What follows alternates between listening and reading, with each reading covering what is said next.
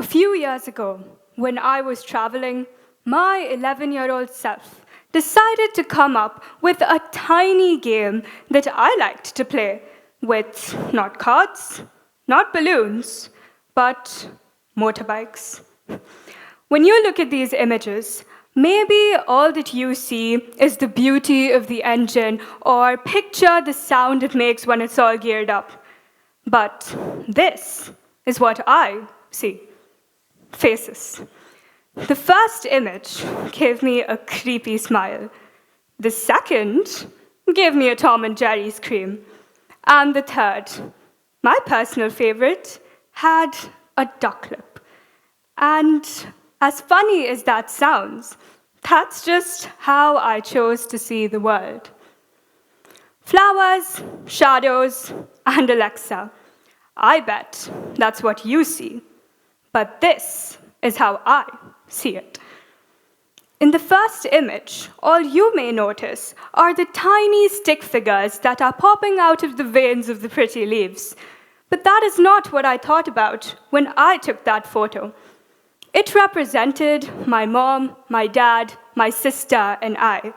How we are never apart, dark or light. The second image is one from the streets of Europe. To you, it may just be a few insignificant chimneys, but you know what I see? Cricket stumps, portraying that regardless of how tall we stand, the beauty of childhood will never go away. And finally, the third one, my friend Alexa here, a picture that I took to make sure that you see that she is textured on one side and smooth on the other. To me, that speaks, literally, that we are never really the same person around anyone. We have different sides to show different people. What I am trying to propagate is that inspiration doesn't always come in the form of a lightning bolt. Sometimes it can be as subtle as the comforting weight of a familiar book, or even a ticking clock, describing the infinitely many perceptions that we can choose to see the world. This is how I uncover the profound beauty that lies within the mundane. It is how I build my own narratives, how I reclaim agency of my own stories. And I will tell you why looking for those narratives is so hard, so difficult. Because you are only looking, but you should be filtering, interpreting, searching for meaning, because nothing is ever really locked. And that's also why I know that when we start looking for beauty, we realize that there is so much more to what we first thought. I still find new things every day to appreciate. It is so hard to believe that we created things that 16-year-old me can't live without, like electricity or, well, Brooklyn Nine-Nine.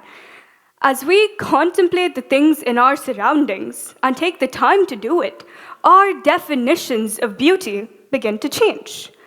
For me, initially, beauty was just a straight A report card. But today, I realize that beauty lies in mirrors, as long as I'm in front of it. Well, this is why it is so hard to focus on things when we are constantly enjoying them. And that is why finding the newness in the everyday is so much harder.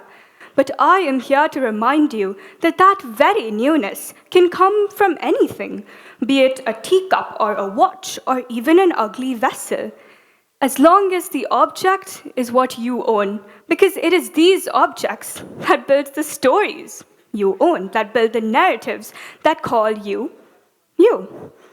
Maybe it's a tiny photograph tucked away in a dusty attic corner. Or maybe it's the little worn-out pink teddy bear that we got for Christmas. Regardless, it is these stories, it is these objects that remind you to slow down, to pay attention to the details. Which reminds me, fun fact, I like to paint a lot. And everyone seems to think that my work is exactly as it should be. But I think we can all agree that a creative person's greatest critique is himself. As we get better and better at something, we also get better and better at acknowledging the things that are working and the things that are not working. Because when we create something, we do it in 2 steps: what we see and what we translate. For example, when I look at a landscape, I transfer it onto my page as a painting. Or when it comes to writing, I look back into a difficult time for inspiration. Similarly, I need you to look at the everyday objects and transform them into sources of inspiration. Allow me to explain. This red carpet I'm standing on, for example, portrays how it is not always easy to step out of my little bubble, or how this mic that I have on could show how it is not easy to find a way to amplify our motives, or even the heels that I've put on show the confidence I find in my own elevations. It is this shift in perspective that I look for to find the significant within the insignificant. Everything that I learn, everything that I interpret, like I've been describing for the past 7 minutes, and every time I learn something new, it haunts me as to how much I have left to learn. Because if this is what we can understand from mere inanimate objects, I need you to imagine what we have left to learn from the living, be it people or nature.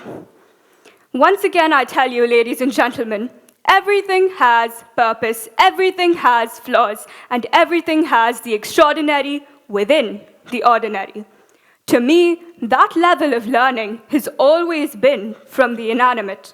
But what is it for you?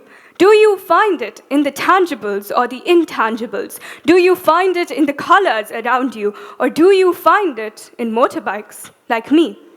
So I ask you one last time, how do you see it? Thank you.